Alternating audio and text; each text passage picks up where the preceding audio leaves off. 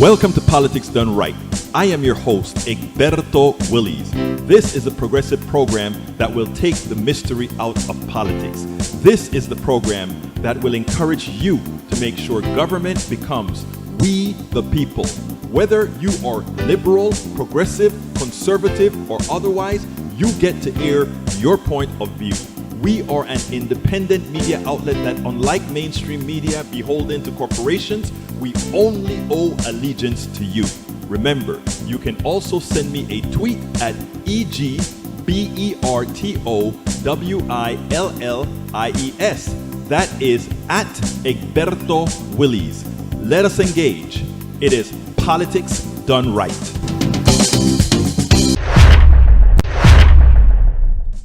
Well, folks, welcome to one more edition of Politics Done Right. I'm Egberto Willies, your host. Thank you so kindly for being a part of the show. We are going to have a great show for you today. And I just have to address Tank 28. The right-wing misinformation machine is at it again. I know that's the message that you're seeing in the right wing, that somehow AOC, her account that she went on or Instagram and talked, that somehow it's false. She wasn't in the Capitol. She was in the Capitol complex. And she said so. I really suggest that you guys go out there and check it out. Hey, Breach says she bought the PDR Posse mug. You go, girl. She bought the PDR Posse mug. Who else is going to go out there and get that PDR Posse mug? Let me go ahead and put the... Let's show you the mug that she did, because since she brought it up at the beginning of the show, why not show it at the beginning of the show? That is the mug designed by Bridge MCP for our PDR Posse.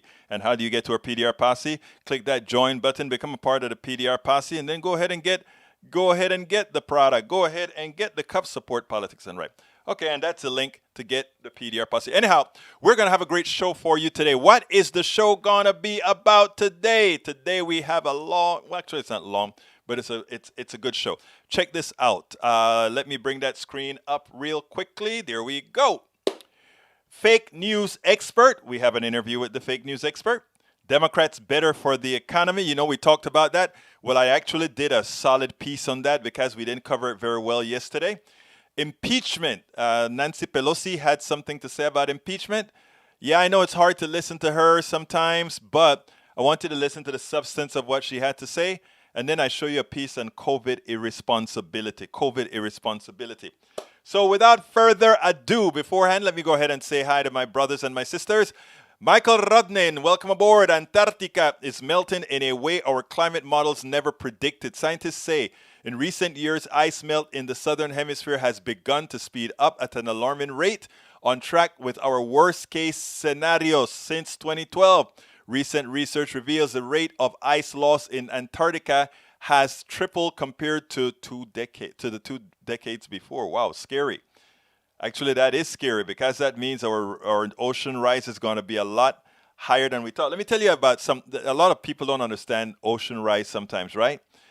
If you have ice that's floating on the ocean, a lot of icebergs and all of that, there are a lot of the shelves that's floating. If those melt, there's no problem, right? Because there's no displacement. The change in displacement is the same. I mean, it's that ice flattens out.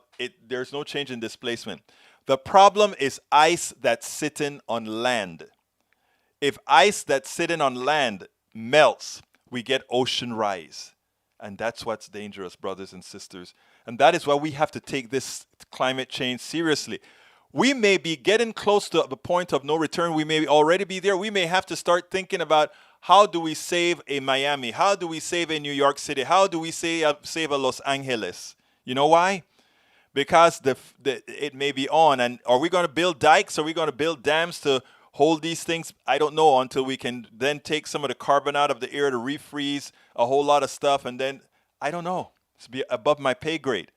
But we are in dire straits. And the people that have been denying climate change since the 79, when we could have done something about it then. Nothing. Last item from Michael Rodnin. Imagine for a moment a coworker says several of her fellow employees should be killed and then incites a violent mob to storm into your workplace, yet she comes back to work afterwards. Talk about a hostile environment. That is so true. That is what, in effect, That is what, in effect, we are seeing. Think about that, folks. That woman is an insurrectionist, and what she did, that was amazing. Hey, Michael, you had some 3 good zingers today, brother. Oh, you have another one. 20 former members of Congress have been expelled as recently as 2002, with another 7 who resigned after expulsion proceedings commenced. I'm glad you put that out there. I hadn't done any research on that. Anyhow, welcome aboard, Brige MCP. Whoa, birthday boy on a roll. Oh, today's Michael. I didn't see it pop up in my thing. Happy birthday, Michael. Everybody sing Michael a happy birthday, guys. Sing Michael a happy birthday. I prepare something for Michael. All right, let's see. Was watching the house today, hearing her talk, make me gag. Come on, be nice, Brige MCP. You're a sweet young lady. Be nice, be nice, be nice. Let's see. Brige says she bought the mug. Tank 28 spring is coming. I don't know what that means. Tank, I don't know. Anyhow. Weaponized. Lee Grant, welcome aboard, Lee. Julie Van Osdel, welcome aboard. Who else is here? Okay, let's get started. First video of the day. Nancy Pelosi. Sorry, MCP Brige, but I got to play her. Good one. Check it out. Looking ahead to the impeachment trial next week, it will be 1 month since the attack on the Capitol. Yes. The former president is long gone. There are plenty of people who say, why bother? Why go through this entire exercise? What do you say to them? Well, I appreciate that question because it seems to me that the answer is self-evident. Again, we're here to support and defend the Constitution of the United States. The world witnessed the incitement that the president caused to incite a insurrection against our government, against our Capitol, against members of Congress, with the use of force and violence. For us to, why bother? Why bother? Ask our founders, why bother? Ask those who wrote the Constitution. Ask Abraham Lincoln. Ask anyone who cares about our democracy why we are bothering. You cannot go forward until you have justice. And what did we say about the preamble to the Constitution? Didn't we say it started out with justice? We, the people of the United States, in order to form a more perfect union, establish justice. You've heard me say again and again, Pope Paul VI said, if you want peace, work for justice. Martin Luther King, peace is not just the absence of dissension, it is the presence of justice. So we will honor the Constitution by establishing justice. And again, we can do a couple of things at once. We are moving with our legislation to pass the Biden-Harris administration COVID package. People, the whole world were witnesses to this, as I said before. So we'll see. I have no idea how the managers will proceed. I saw their brief when you saw their brief. I'm so proud of the dignity with which they have brought to enabling us to honor our Constitution. If we were not to follow up with this, we might as well remove any penalty from the Constitution of impeachment. Just take it out. But our founders, they knew about 2 things, and we keep hearing this again and again. They were fearful of a demagogue, and they were fearful of a demagogue and a mob. And that's exactly what descended. The effect of that is exactly what defended on the Constitution. But I want the public to know that there is no opportunity cost in our defending the Constitution. In fact, it is an enhancement for us to do our work in a way that is respectful of the institutions in which we serve, the Constitution, which we take an oath to protect and defend. Our colleague from the LA Times had asked that the House managers are walking into a trial where all signs point to acquittal. They don't know that. What does a victory? They don't know that. They don't know that. They haven't heard the case. They don't have the case, but in the court of the Senate, they will make their case. In the court of public opinion, they will make their case. And for history and posterity, as our founder said, to ourselves and our posterity, they will make the case. But I have great confidence in them, and we'll see. We'll see if it's going to be a Senate of courage or cowardice. We spend a lot of time deconstructing. I love that. It's going to be a Senate of cowards or courage. But folks, we have to say to our good friend, Michael Rudnin, you know what we want to tell you, Michael Rudnin? Happy birthday to you. Happy birthday to you. Happy birthday, our great researcher. Happy birthday, Michael Rudnin. I hope you like that, Michael. Look, we love our PDR posses around here. We love our people who are always a part of the family. So thank you very much for being here, my brother. Anyhow, let's see. Where do we go from here? I did a piece. Yesterday we spoke about Democrats and the economy. I think after I processed the video, I thought I did a lousy job. So what I went ahead and did is I went ahead and did a little bit better preparation for it, and then I put it out here today. So I want to play that for you.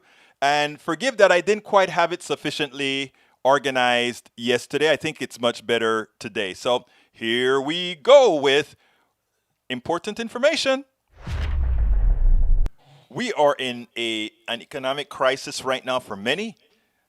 For quite a few, they're doing very well. We have a K recovery. Amazon is selling like bonkers. Bezos has doubled his wealth. A lot of these wealthy people are doing fine because all the little businesses have had to shut down and the big guys took over. They found forms to make money on your misery. And that's what in a capitalist society like we have today. But anyhow, we are going through budgeting right now where we're trying to get a stimulus pass, a recovery type bill passed. President Biden is working on that right now. The problem is we're not getting Republican support because Republican wants to put their tenets in there. They want to make it smaller just so that it's smaller. Of course, when it is time to give the big tax cuts, bigger is better because somehow they're going to pay for themselves, even as history and science has told us that will not happen, that cannot happen, that's just not how economies work. Anyhow, this article is titled, Why are Republicans president so bad for the economy? And it's subtitled, GDP, jobs, and other indicators have all risen faster under Democrats for nearly the past century. The second paragraph is probative. It says, it's true about almost any major indicator, gross domestic product, employment, incomes, productivity, even stock prices. It's true if you examine only the precise period when a president is in office, or instead assume that a president's policies affect the economy only after a lag and don't start his economic clock until months after it takes office. The gap holds almost regardless of how you define success. Two economic professors at Princeton, Alan Blinder and Mark Watson, write, they describe it as startlingly large. And if you want to see it graphically, what we have here, it says that if you look at the top 6 presidents, the economy of the annual growth rate for the top 6 presidents are Democrats. And only Obama fall under that between 3 presidents, Nixon, Reagan, and Ford, and that was because of the catastrophe that he had coming into the office. But the article continues and it said, and it points out something important. Since 1933, the economy has grown at an annual average rate of 4.6% under Democrats and under 2.4% under Republicans. In other words, Democrats grow the economy almost twice as fast as Republicans. You would want to think that history is probative, and you want to follow the policies of the people of that president who constantly have that sort of an outcome. The average income of Americans would be more than double its current level if the economy had somehow grown at the Democratic rate for all the past 9 decades. If anything, that period, which is based on data availability, is too kind to Republicans. It should have been a lot worse if we had full data, because it excludes the portion of the depression that happened under Herbert Hoover's watch. Probative. The 6 presidents who have presided over the fastest job growth have all been Democrats. They are Roosevelt, Johnson, Carter, Truman, Kennedy, and Clinton. I want you to think about this. Everybody used to like to talk about the Reagan miracle, how great he did for the economy. Clinton's economy beat Reagan's economy. But somehow, because he had his picadillos, somehow Reagan had this mystique. And of course, Republicans are much better marketers. They were able to market for people to believe that Reagan was this great guy. Even Nixon beat Reagan. But you'd never know. Reagan had that mystique. But anyhow, the 6 presidents who have presided over the fastest growing markets have all been Democrats. As you can see above, that's the graphs up there. The 4 presidents who have presided over the slowest growth have all been Republicans. Trump, Bush 1, Bush 2, and Eisenhower. What's funny is Trump is negative. So Trump blew away the economy with his incompetence, with the way he handled the coronavirus and all the other issues. He is, in fact, turning out to be the worst president America has ever seen, both economically and morally. So it turns out economically, morally, and ethically is what I should say. So it's turning out that America made the right choice this time, but we almost didn't, based on this electoral college that is a fraud to American people. Anyway, so what are the theories?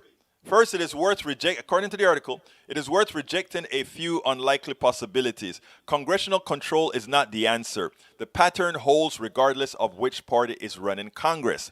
Deficit spending also does not explain the gap. It is not the case that Democrats juice the economy by spending money and then leave Republicans to clean up the mess. The converse is actually true. Ask about what happened after Reagan. Asked about what happened under Bush 2. They've cratered economies, and it's always the Democrats building it back up. Again, the numbers are probative. That leaves one broad possibility with a good amount of supporting evidence. Democrats have been more willing to heed economic and historical lessons about what policies actually strengthen the economy, while Republicans have often clung to theories that they want to believe, like the supposedly magical powers of tax cuts and deregulations. Democrats, in short, have been more pragmatic. They understand the speed of money. If I put money in the hands of those who have the least, what happens is they spend it right away. And spending money does what? It creates circulation in the economy. Economic activity is a circulation of money, and thus far, a better economy. You give the money to the top, they trickle down some, let's see, maybe I'll build a factory that employ a few people, but if we don't know where the demand is, well, we can't build a factory till the demand comes. But if the people don't have money, the demand never comes. And that's why it doesn't take rocket science to understand this. Economists have to look at more numbers in detail so they can give you an exact answer. But you can also look in the aggregate. You can actually postulate what you see based on activity. Now, Democrats have also been more aggressive about job creating investment. You'll see them talk about, let's do something to create jobs. The Republicans always let the private sector take care of creating jobs at their will. In other words, they're not working in public interest. They're working in the private sector works in the interest of profit. There's nothing wrong with that. But if we're looking at for society, we want to look in the interest of society, which means the government attempts to do whatever is necessary to juice into the system a reality that creates jobs. Now, so that explains, and that is one explanation as well. For most of the part of Republican economic policy since 1980 has surrounded one policy: large tax cuts, under the false premise that it'll pay for themselves, in as much as every single big tax cut has resulted in larger deficits and less economic activity. Here's the bottom line. An article like this is something that many of us have known implicitly for quite a while. But in these times where we are fighting against a party that simply doesn't want to invest in the American people, a party that simply wants to give us a third of what President Biden is asking for to ensure this economy comes back, understanding that it needs a big input of capital to get it working. Money's in people's hands. Support for businesses, small businesses that are failing. We need those things. In these times when we know there's a party that have made the necessary policies to lift up an economy, why aren't we talking about this in the media, in the mainstream media? Americans need to know this. You would not be able to convince a Republican that their policies have actually hurt most of their own people. But just putting the data out there and putting it en masse, putting it all the time. That's one thing Republicans know how to do. Repeat, repeat, repeat, and their fallacies become reality. Well, I think progressives, Democrats need to repeat, repeat, repeat so that the real truth become the reality of those who have a hard time breaking away from a false reality. Absolutely. So we have to break from that false reality. We have to break from that false reality. Now, this story got to me. Check this out. This story completely got to me, and then I'll talk about it afterwards. Well, let me set it up. Americans like to say we are individuals, and they like to also say we love our freedom and we want to do what we want to do. And that is fine. That is perfect. But when what you do has a negative effect on not only myself, on others, and the economy, at that point, society must defend itself. And I think we're reaching to that point with a whole lot of these folks that are super spreaders of coronavirus because it's hurting us all. Check this out. Scene that we're about to show you would have been entirely unremarkable, but now it is almost unthinkable. Video from our own Sam Brock, shot by him yesterday at a grocery store in Naples, Florida. You can see there a crowd of shoppers and employees acting like it's any other day, not a day in the middle of a global pandemic that has killed nearly 30,000 people in that state alone. There are no masks, no social distancing, no plexiglass, nothing at all, elderly people. But there is a proud owner who is proud to rebel against public health guidelines. NBC's Sam Brock has more. Katie, good afternoon. Wearing a mask in Collier County, where I am right now, isn't optional. There are mask mandates for people to wear a mask when going inside supermarkets. I wasn't out to find people not doing that. I stopped by for lunch. What we saw ended up being a representation of the fault lines in this country right now over COVID and wearing masks that could be costing lives. Video that looks like it was taken pre-pandemic. The Oaks Farm seed-to-table market in Naples, Florida, captures the country's divide, with many customers and employees visibly not wearing masks. Despite experts' clear messaging that wearing masks can slow the spread of COVID-19. The CDC makes recommendations based on data that they accumulate because it's a science-based organization. When we first asked about the store's mask policy, we were directed to this sign stating the mask exemption guidelines. Those in our lovely government have ordered all persons entering indoor facilities to wear a mask. If you have a medical condition that prevents you from wearing a mask, you are exempt. We cannot legally ask you about your medical condition. Therefore, if we see you without a mask, we will assume you have a medical condition. Alfie Oaks is the store's owner, known for his conservative and often controversial viewpoints. Is your position then about medical exemptions, or is it about the fact that you don't think masks work and that the virus is not a real thing? I know that the masks don't work, and I know that the virus has not killed 400,000 people in this country. That's total hogwash. Oaks, who organized getting a bus of people to Washington, D.C. on January 6th to support former President Trump, believes many of the deaths being attributed to COVID are due to other causes. I'm not going to do it. I've never worn a mask in my life, and I never will. Yesterday, more than 3,000 people died from the coronavirus in the United States. Oaks' store, a stark contrast to the hundreds of public stores in Florida equipped with plexiglass checkout counters, social distancing rules, even pharmacies administering vaccines. On social media, reaction to the video poured in swiftly. One person tweeting, "I can't stop watching this. My jaw is literally on my desk." Another said, "We should exempt them from the vaccine line then." Katie, it is worth noting that I'm told the business communities in the city of Naples and in Collier County were lobbying their local governments to institute a mask mandate because they didn't want to be the bad guys. They were worried about their own health and safety. Also worth noting that what we saw here is an outlier. The vast majority of supermarkets across Florida, not just in Naples, are observing these protocols, but we are in a very affluent, conservative, wealthy part of the state, and clearly there are examples of some people flouting the rules. Katie? But the problem is, Sam, it's not an outlier when it comes to all of the disinformation that is out there, and it's an example of that. It's about so much more than masks. It is about a chunk of this country losing its grip on reality. Sorry about that big black thing around. I turned that around right away, and I forgot to expand the link. So forgive that the image there. I'll probably try to clean it up a little bit later. Welcome aboard, Michael, Norman Reynolds. Welcome aboard, Paul Fleming, Lee Grant. Great to see you guys here as well. Bruce Pollard, welcome aboard. Who else is here? Daniel Ledoux, giving me hell as usual, but still love you, brother. Lawrence Sims. And Lee Grant, Eric Hayes. Eric, we got a lot to talk about, evidently, because you're putting out a whole lot of stuff there. Let me tell you, numbers are numbers are numbers, though, brother. Numbers are numbers are numbers. And, you know, when you have a whole lot of those guys talking on, that's all I can say. Numbers are numbers. Anyhow, folks, we are coming to the halfway mark before I need to put on the person we interviewed. Please remember, if you are on YouTube, click that join button and become a part of our family, become a part of the PDR Posse designed by the one and only our member and leader in the PDR Posse, Bridge MCP.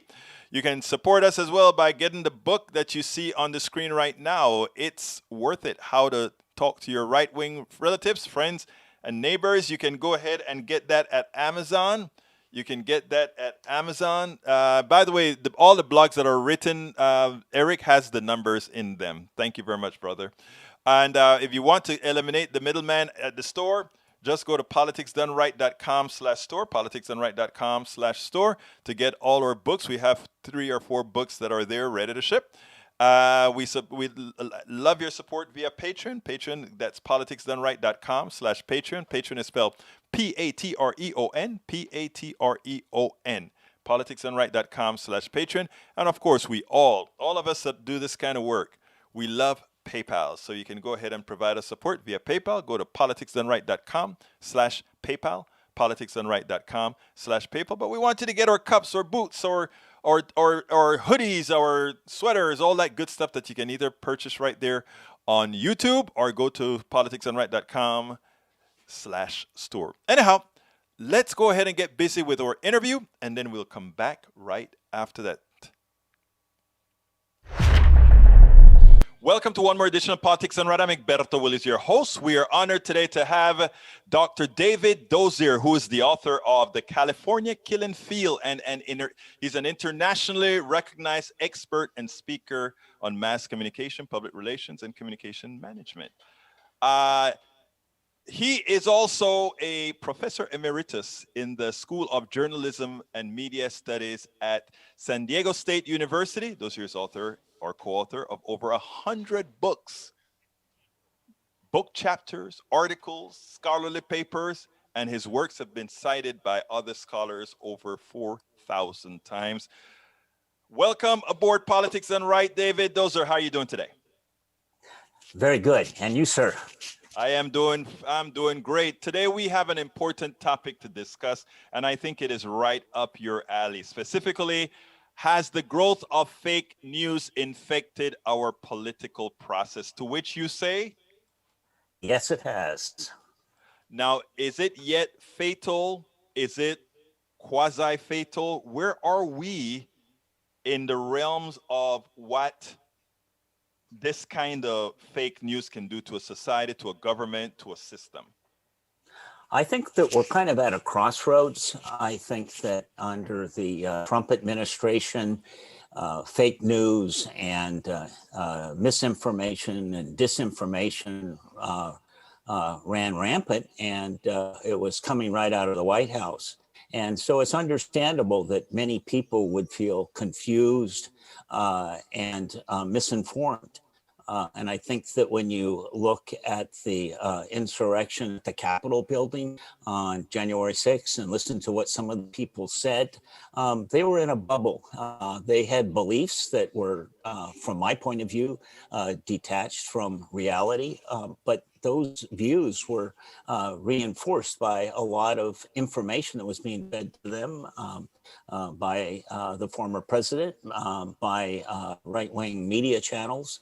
And I think that what we need to do as a society is to come to grips with the notion that we may disagree with each other in terms of what the facts mean and how we feel about them. But I think that we have to have some kind of foundation in reality where we all agree, yeah, it's a fact. Joe Biden did win the presidency, fact. And so those things are some of the challenges that I think we're facing. Now, earlier in listening to the initial part of your answer, you said that a lot of the people on January 6th, in your opinion, a lot of what they said was, you didn't say silly, but you said, made no sense, was false. Isn't it a part of the issue as well for us to even give it plausibility that says, in my opinion, what they said was false? Aren't there certain things that are just black and white? What you're saying is simply wrong. And maybe a lot of folks on the progressive side, on the news side, on the other side, need to stop maybe just saying it's simply not so. Well, I think that's one of the things I've observed over the course of the Trump administration was I'll call it a step up to the plate moment for a lot of journalists, because in the past, politicians loved the old style journalists, and the derogatory definition of a journalist was a stenographer with amnesia. And so, yes. And so if the president of the United States said something that was false, something that we knew was false, and let's face it, it started right after his inauguration when he said it was the largest inauguration crowd ever. Well, these things are factual. And so you can check them out. You can look at aerial photos. You can look at Barack Obama's initial inauguration. You can look at Donald Trump's. Count the people in the crowd. And so in the past, what journalists would do is say, well, the president said this, so let's go find a Democrat that would say something different, and then let the listener or viewer or reader make up their own minds. I think that's the easy way out. I think the harder thing to do is when you know that something is factually incorrect, you need to call people on it, and you need to identify that in the news that you provide about that. Now, one of the beauties of reading something online is that you can have a link that says this was false, and then you provide the reader the opportunity to look why you say that. What are the sources that allow you as a journalist to say, no, that's not true? Well, let me push you a second here, Dr. Dozier, because you're a journalism professor. Correct. Now, one of the things that's taught in journalism is exactly that. He said, she said. In other words, don't become a part of the story. And in fact, that is what Rand Paul used against Stephanopoulos just this weekend, when Stephanopoulos said simply, you are incorrect. Joe Biden won the election. Immediately, Rand Paul said, wait a minute, Stephanopoulos, you are making yourself a part of the story. You should simply, in the old days, what journalists did is they did exactly what you said. And I agree with you. That is what I thought. I'm an engineer, not a journalism student. But what I did learn in migrating to journalism is that was the way journalism was taught. You didn't become a part of the story. You got all the sides together, and then you hoped that the American population, or whoever you're feeding the news to, would be able to make that decision as to what is true and what's not. What I'm saying here is our population, I think for journalism to work in a population like that, you have to assume a fairly intelligent population. Am I right? Or is that correct or not? Well, I think you're correct. I wouldn't use the word intelligent so much as informed. Informed, yes, and, correct. And what I would add to that is that when we look at things like QAnon, for instance, and some of the things that they claimed, you got this cabal of Democrats that are basically engaged in human trafficking and cannibalism and Satanism. Well, from where I sit, that's like a bad acid trip. I mean, that doesn't have any. I'm sorry, it doesn't have any foundation in reality. Right. But I was reading this weekend about the Jonestown suicides. You might be too young to remember that, In but Guyana, back in, yeah. yeah, back in 1978, 900 people committed suicide, including 300 people under the age of 18. And it was the same problem with being inside a bubble, information bubble, where everything those people were hearing was coming from Jim Jones. And for a lot of people on the right, when Trump would say outrageous things, they believed it. And they were getting lots of reinforcement from shall we say, a compliant conservative media. And so I think that what we're seeing is a shift away from that old standard of he said, she said, because that's enshrined in journalism education. But if you look at it historically, where that came from is from the wire services. They had to sell a commodity, news, to Republican and Democratic, left-wing, right-wing publications. And so the he said, she said was the safe way of selling a commodity. But that's the easy way out. The hard way I am for so glad journalists. I'm sorry to interrupt, but I'm so glad. I just learned. What I love about doing these interviews is how much I learn, right? I didn't realize that's a good reason for having the he said, she said, right? Because again, you're selling a product that had to go to everybody, and you couldn't. It's not even that it's not an opinion. It's just that if you happen to tell the truth as it is, they may not particularly want those particular stories. Exactly. And I think the challenge in our society, and it all goes back to the internet and social media, we've always had issues of people living in information bubbles where they believed things that the vast majority of other Americans didn't believe.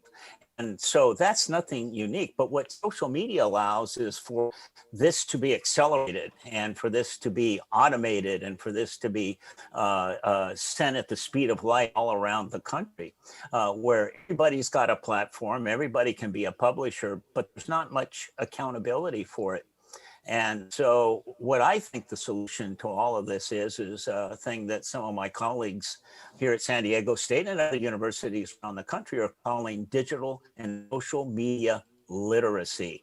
Our population in the United States today is simply illiterate as regards information that they get off of the internet and especially social media.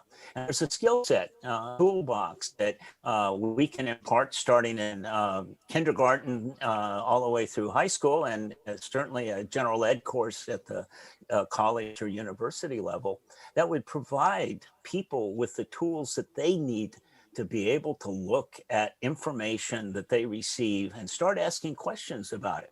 Where did that come from? Who says? What's the background? They're saying that the Constitution says this or the Constitution says that. Look at the Constitution. It's available online. So the same internet that allowed social media to create these bubbles is also a powerful tool for popping those bubbles and allowing the average citizen to be their own best defense, their own, if you will, firewall against disinformation and fake news. Now, personally, I like to be corrected. I imagine you, as a professor of journalism, as well, like that. But in other words, if I find something on the internet and I do my research and I initially came out okay, and then later on I found out that there are some caveats, I put the errata on it and I make the change as necessary, etc. But isn't it true that in this country and likely everywhere else, there is a certain amount of desired willful ignorance by parties to justify their own sometimes prejudices, sometimes ideologies, and what this allows them to do is hide behind the misinformation that the social media allows them? I think every human being has a tendency towards what's called confirmation bias. Right. We all like to feel that we've got it right, and when somebody disagrees with us, they've got it wrong. And so the most insidious misinformation is the misinformation that kind of fits our worldview. And so that's where we've got to be especially careful, are these taken for granted facts, if you will, that may in fact not be true. And so that's where we've got to, another aspect of digital and social media literacy is looking at different points of view. Now, given my background, I attended the University of California at Berkeley in the late 60s. I know your style.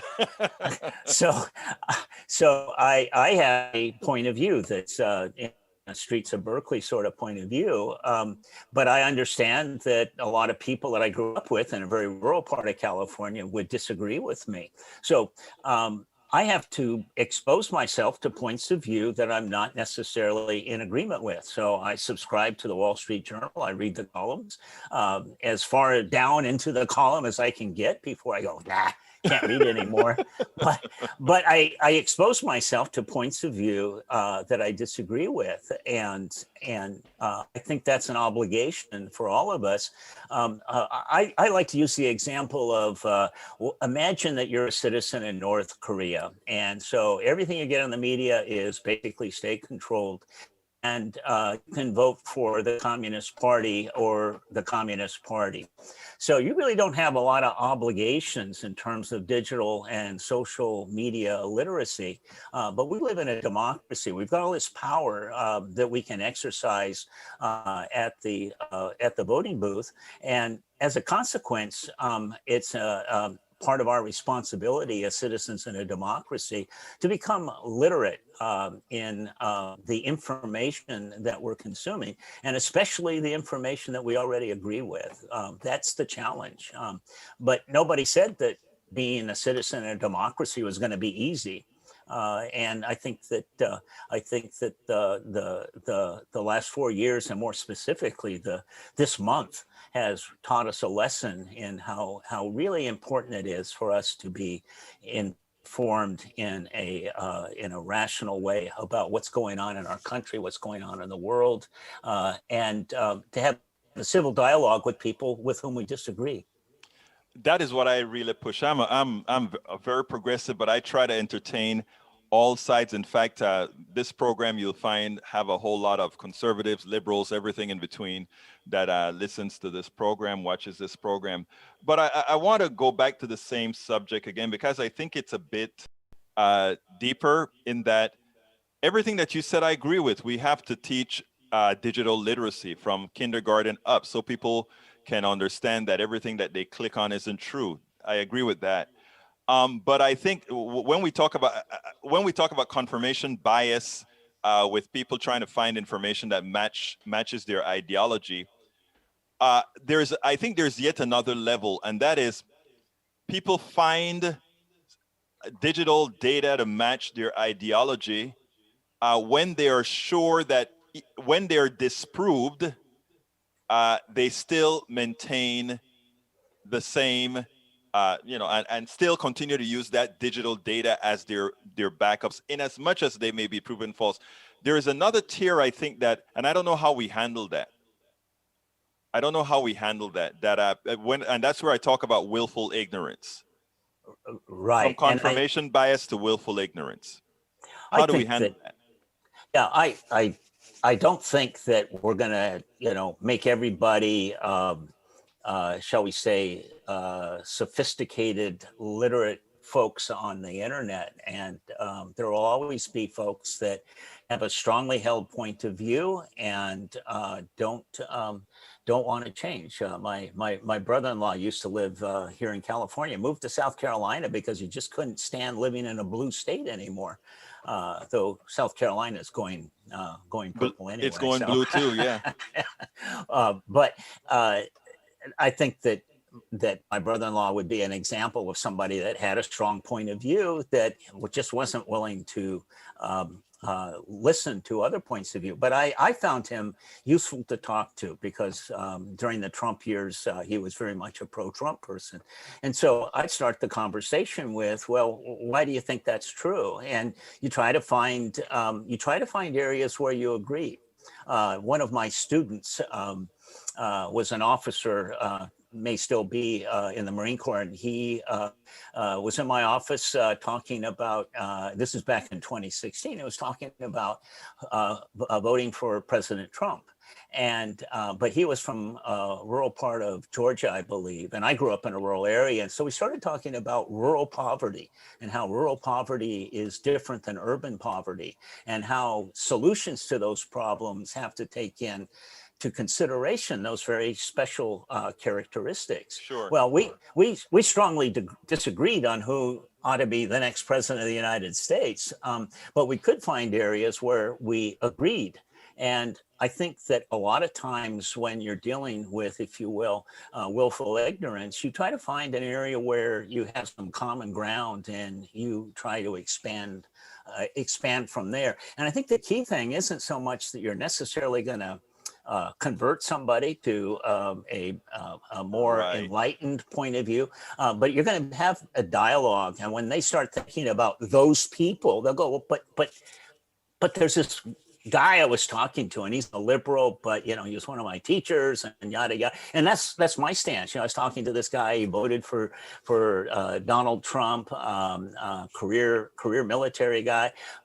But we have things that we agree on. And one of the things that he pointed out, he says, a lot of people say that because I voted for Trump, I'm a racist. Well, his wife is from the Philippines. His children are biracial. And he says, I take exception to that because my family is biracial. And so I'm not a racist. My reason for voting for Trump had nothing to do with his overt racism, if you will. It was because of other things. And so when people would say, well, if you voted for Trump, you're a racist, I always remember my Marine Corps student who basically got me out of my comfort zone, got me out of an area where I was very comfortable with saying, oh, well, if you voted for Donald, you must be a racist. Well, indeed, many people had voted for Donald Trump are and were racist. But not everybody. And I think having those exceptions allows all of us to realize that as Americans, while we have these deep, deep differences, we also have a lot of things in common. That is so true. And I having relatives of mine, both black and white, that have voted for Donald Trump, I've learned that lesson, of course, because neither of them are racist per se. Neither the black one or the white one's racist. So I mean, that I think that's an important thing, and it's hard during the steam to really get that out. But anyhow, before we go here, you know what got this journalist, this professor, into writing a book called The California Killing Field? Well, that's, I'll try to make it a very short story. When I was 15 years old, I was next door neighbor and friends with a kid that got on the school bus with me. And because it was up in the mountains and it was cold in the winter, his grandfather would come and join us at the bus stop, and I'd sit in the cab with this student, same age as me, and his grandfather, the granddad, really well. Well, the summer between our freshman and sophomore year, this individual, this friend of mine, murdered his grandmother and his grandfather. Years later, when he was let out of prison, he went on to kill 8 other people. His name is Ed Kemper, and kind of a famous serial killer out here in California now, serving time, multiple life sentences. And it got me at a very early age thinking about the death penalty. So to answer your question, I've always been interested in the death penalty. I happen to be an abolitionist. I don't think the death penalty is morally correct. And I also, through my own research, know it's a very racist institution. About 13% of Americans are African American or Black. 34% of the people executed are Black. So it's probably one of the most racist institutions in our society. And so I decided to write a novel because these are things that people don't really care a lot about. And so I tried to write a novel that involved an investigative journalist doing some digging around and trying to introduce those issues in the context of storytelling. So anyhow, that's the backstory on the California killing field. Well, Available on Amazon. yeah, I saw it. I saw the book. As I was going through your stuff here, I said, "Oh, let me bring up this stuff because that book look like it's going to be an interesting read." But anyhow, the question that I ask every single person that I interview, and that is, what would you have liked me to ask you that I didn't? Oh, you did an excellent job of asking all of the right questions. So I really appreciate the opportunity to be on your program and answer those questions. Well, look, Dr. Dozier, I really appreciate you having been here on Politics Done Right. Thank you so kindly, and you have a wonderful rest of your day. You too, sir. I hope you enjoyed that. Let me answer a couple of things real quickly. The one subject that really irks me, right, is the part about taxes. When the professor said that his brother, who is a Trump supporter, moved away from a blue state to a red state, Eric says maybe he was running away from taxes. And you know why that irks me? Because the irresponsibility of people who constantly, the only thing they think about are taxes. Let me tell you something about taxes here. The red states love to talk about how they charge so little taxes, right? And a lot of companies from blue states who are selfish generally will come into those states just because they have low taxes. But along they will bring a lot of educated folks that were educated in blue states into the states. So the companies come to the states. They don't give any substantive employment or impetus to grow the knowledge base of the local economy. And then they clap their hands and say, all these companies are moving here. But yet, if you go into the barrios, the ghettos, and the lower class areas, nothing changes. You know why? Low taxes. Now you get, those of you who complain about taxes, let me tell you a little quick story here. And I'm not going to tell you amounts. But there was a time when ComDRV just took off. And the oil companies, it was a nice, good booming days of the late 1990s, early 2000s. And, my particular products, they were all over the place. You use a gas machine to pump gas. The way the data got to that machine was probably using ComDRV, COMMDRV. Management Solutions are the company that puts that stuff all in. I'm just telling you these names because a lot of times you say things and people think, oh, you're just creating these things. All of these things are verifiable. And I remember that particular year, the income was like great. And I remember calling an accountant and saying, hey, what should I do? The taxes or whatever, the taxes were crazy. And then she said, well, I can find a way for you to hide this, and I can find a way for you to put this away so you don't have to pay a lot of taxes on it. And, I'm thinking about doing this, right? And then I started to think back again. And I'm like, look at this. I am so damn lucky. And yes, I know I worked hard, but I was damn lucky that everything went perfectly great this year, right? Made a whole bunch of money. So much money that the amount that I had to pay in taxes was what some people made and had to work several years to make. And I'm sitting down there and I'm like, wow, why the hell am I thinking like these people in my neighborhood? Why am I thinking like these people? Why?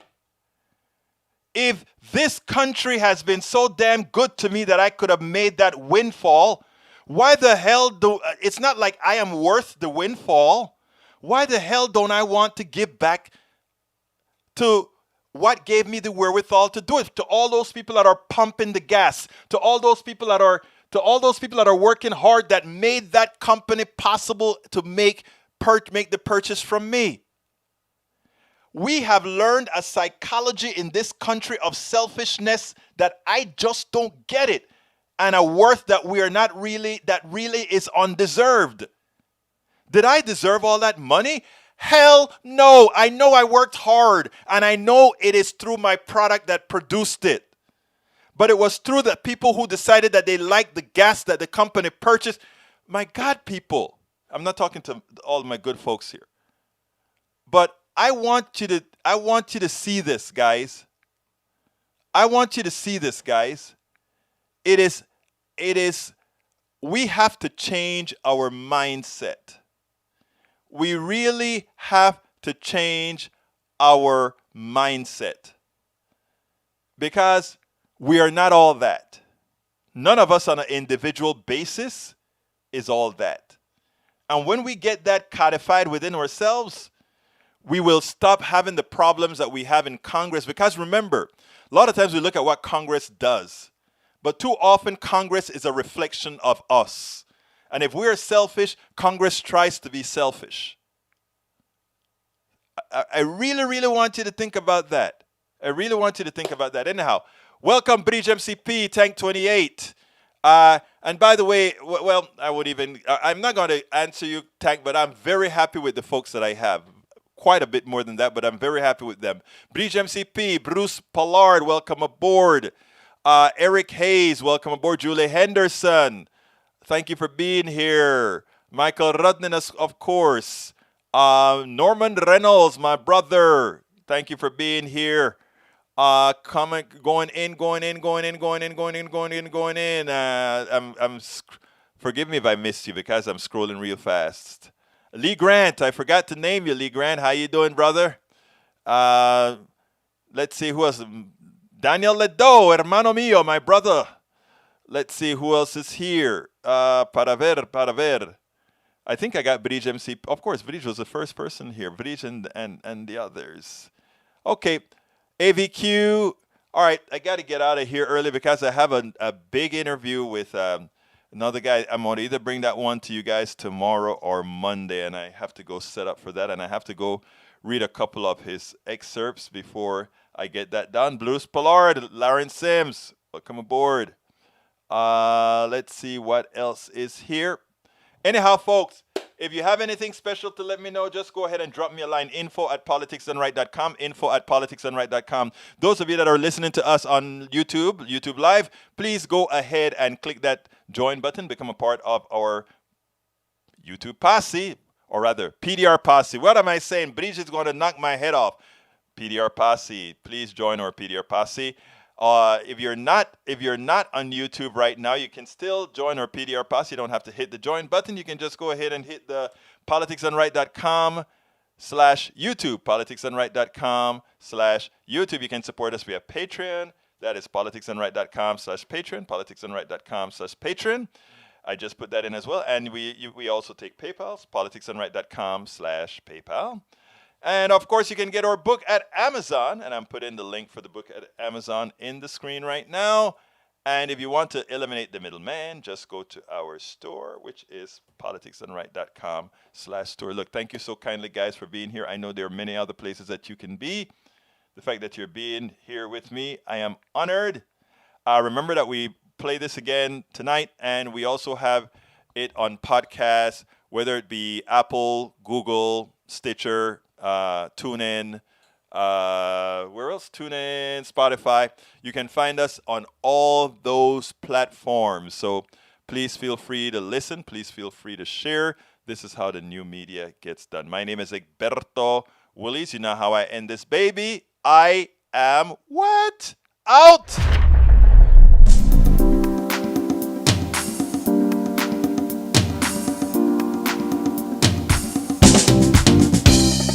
Welcome to Politics Done Right.